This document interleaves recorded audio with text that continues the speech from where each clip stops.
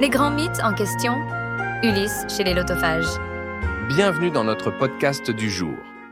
Imaginez un fruit si délicieux qu'une seule bouchée vous ferait tout oublier. Votre passé, vos responsabilités, même ceux que vous aimez. Tentant, n'est-ce pas? C'est exactement le piège qui attendait Ulysse sur l'île des lotophages. Aujourd'hui, nous partons sur les traces de ce héros grec pour explorer une question fascinante. Pourquoi sommes-nous si attirés par l'oubli? Et à quel moment cet échappatoire devient-il une prison dorée? Oh, ça promet d'être fascinant. Rafraîchis-moi la mémoire, c'est quel épisode de l'Odyssée exactement? Eh bien, c'est l'histoire d'Ulysse et de son équipage, qui, après 9 jours de navigation périlleuse, arrivent sur une île mystérieuse habitée par les lotophages. Des êtres qui se nourrissent de fleurs de lotus aux propriétés, disons, particulières. Des fleurs de lotus? Qu'est-ce qu'elles ont de si spécial?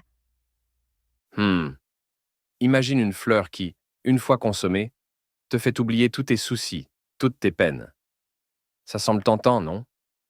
Waouh, ça a l'air presque trop beau pour être vrai. Mais j'imagine qu'il y a un hic, non? Exactement. C'est là que ça devient intéressant. Ulysse, toujours prudent, envoie 3 de ses hommes explorer l'île.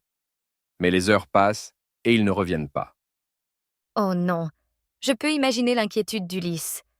Qu'est-ce qui leur est arrivé? Eh bien, quand Ulysse les retrouve enfin, ils sont assis parmi les lotophages, complètement perdus dans leurs rêves, tenant ces fleurs de lotus qui brillent comme des étoiles pâles. Et, tu ne devineras jamais, ils supplient Ulysse de rester avec eux, de goûter à cette fleur de l'oubli. C'est fascinant comme une simple fleur peut avoir un tel pouvoir sur l'esprit. Mais j'imagine qu'Ulysse n'a pas cédé à la tentation. Tu as raison. Ulysse, dans sa sagesse, comprend que le plus doux des poisons est celui qui nous fait oublier qui nous sommes. Il prend alors une décision difficile. Ah, je suis curieuse de savoir ce qu'il a fait. Il ramène de force ses compagnons sur le navire, malgré leurs pleurs et leurs supplications. Ils implorent Ulysse de les laisser dans ce paradis d'oubli, où il n'y a plus de guerre, plus de tempêtes, plus de souffrance. C'est déchirant. D'un côté, on peut comprendre le désir d'échapper à toutes les difficultés de la vie. Mais d'un autre côté, n'est-ce pas ce qui fait de nous ce que nous sommes? Exactement. Et c'est là toute la sagesse d'Ulysse. Il comprend que nos souvenirs, même les plus douloureux, font partie intégrante de notre identité. Il va même jusqu'à attacher ses compagnons au banc des rameurs pour s'assurer qu'ils ne sautent pas par-dessus bord pour retourner sur l'île. Quelle image forte! Ça montre à quel point l'attrait de l'oubli peut être puissant. Mais comment Ulysse justifie-t-il son action auprès de son équipage? Il leur tient un discours poignant. Il leur rappelle que la flamme du souvenir est plus douce que toutes les magies, plus forte que la fleur enchantée. Il leur parle d'Ithaque, leur foyer, qui les attend. Il ravive en eux le désir du retour. Cette histoire est si puissante et intemporelle. Elle nous rappelle que la vraie sagesse n'est pas dans l'oubli, mais dans la force de se souvenir du chemin qui mène au foyer. C'est une belle leçon. Mais je me demande, dans notre monde moderne, quelles sont nos fleurs de lotus? Qu'est-ce qui nous pousse à vouloir oublier? C'est une excellente question. On pourrait penser aux réseaux sociaux, par exemple. Ne sont-ils pas une forme moderne de lotus, nous offrant une échappatoire facile à la réalité? Absolument. Ou même certaines formes de divertissement qui nous font oublier nos problèmes pendant un moment. Ce n'est pas nécessairement mauvais, mais ça peut devenir problématique si on en abuse. Exactement. Et comme Ulysse, nous devons parfois faire preuve de sagesse et de force pour résister à ces tentations d'évasion facile. Mais c'est un équilibre délicat, non? Tout à fait. On ne peut pas non plus vivre constamment dans le stress et l'inquiétude. Un peu d'évasion peut être bénéfique. La clé est peut-être de ne pas perdre de vue qui nous sommes et où nous voulons aller. C'est bien dit. Et c'est peut-être là que réside la véritable leçon de l'histoire d'Ulysse et des lotophages. Il ne s'agit pas de rejeter complètement le plaisir ou l'oubli temporaire, mais de ne pas laisser ces choses nous détourner de notre chemin. Absolument. Et cela me fait penser à une autre question. Dans notre société moderne, qui joue le rôle d'Ulysse? Qui nous rappelle notre Ithaque quand nous sommes tentés de nous perdre dans l'oubli?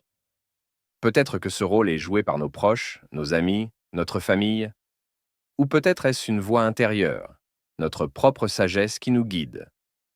Ou même des figures publiques inspirantes, des artistes, des écrivains qui nous rappellent l'importance de rester connectés à notre histoire et à nos aspirations. Tout à fait. Et n'oublions pas que parfois, nous pouvons aussi jouer le rôle d'Ulysse pour les autres, en les aidant à se souvenir de qui ils sont et de ce qui est vraiment important pour eux. C'est une belle façon de voir les choses. Ça nous rappelle notre responsabilité les uns envers les autres. Oui, et c'est peut-être là que réside la vraie force de cette histoire. Elle nous montre que nous sommes tous interconnectés, que nos choix et nos actions ont un impact sur ceux qui nous entourent. C'est vrai. Et en fin de compte, même si le chemin est difficile, comme pour Ulysse et son équipage, c'est en restant fidèles à nous-mêmes et à notre quête que nous trouvons un sens à notre voyage. Exactement. L'Odyssée d'Ulysse n'est pas seulement un voyage physique, c'est aussi un voyage intérieur, une quête d'identité et de sens. Et c'est ce qui rend cette histoire si puissante et si pertinente, même des millénaires après qu'elle a été racontée pour la première fois. C'est remarquable de voir comment une histoire aussi ancienne peut encore résonner si fortement avec nous aujourd'hui. Ça montre bien la puissance des mythes et des légendes pour transmettre des vérités profondes sur la condition humaine. Tout à fait. Et c'est peut-être là le véritable pouvoir de la littérature et de la narration. Elles nous permettent de voyager, non seulement dans des mondes imaginaires, mais aussi à l'intérieur de nous-mêmes. C'est une belle façon de conclure notre discussion. Alors, chers auditeurs, la prochaine fois que vous vous sentirez tenté par une fleur de lotus moderne, rappelez-vous l'histoire d'Ulysse. N'oubliez pas votre propre Ithaque, votre propre quête. Et n'oubliez pas non plus que parfois, le chemin le plus difficile est aussi le plus enrichissant. Comme Ulysse, ayez le courage de résister à la tentation de l'oubli facile, et gardez toujours à l'esprit ce qui compte vraiment pour vous. Sur ces mots inspirants, nous arrivons à la fin de notre émission. Merci à tous nos auditeurs de nous avoir accompagnés dans ce voyage à travers le mythe et la philosophie. Oui, merci à tous. Et n'oubliez pas, votre histoire, avec ses hauts et ses bas, est ce qui fait de vous ce que vous êtes. Chérissez-la, apprenez d'elle, et laissez-la vous guider vers votre propre Ithaque.